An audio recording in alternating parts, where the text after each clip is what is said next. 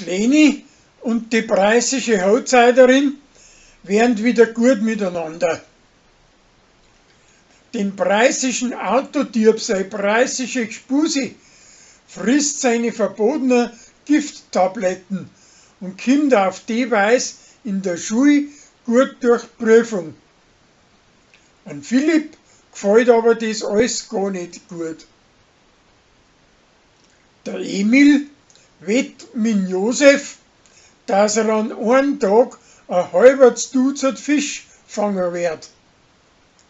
Das bringt er aber nicht zusammen und schwindelt ihm an mit der Hilfe vom Hubert. Und das kommt auf. Das Bärli mag nicht mit dem Hummerl Kreuzworträtseln lesen, aber nachher probiert er's heimlich und hat eine Mordsfreude damit. Zuerst mag er's nicht zugeben, aber sie kommt dahinter und jetzt haben's alle zwei eine Freude damit. Beim Kickern verspielt Sophia gegen Sarah, aber die verspielt nachher gegen Michi.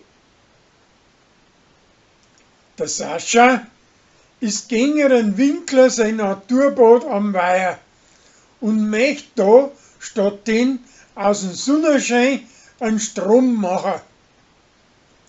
Für das macht er im Dorf Reklame und Sarah und die Grüne Partei stehen fest auf seiner Seite.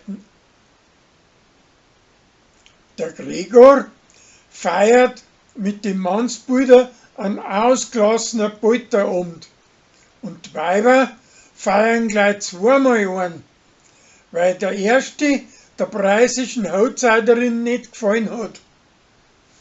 Danach wird gestrien, weil sie ihre preußische Mutter nicht bei der Hochzeit dabei haben will.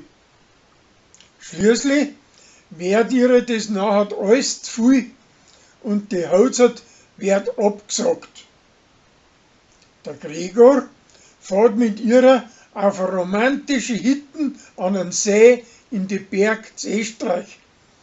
Und hinter ihren Rücken möchte er mit Michi und den seiner Alten alles herrichten, dass da nachher heiraten können.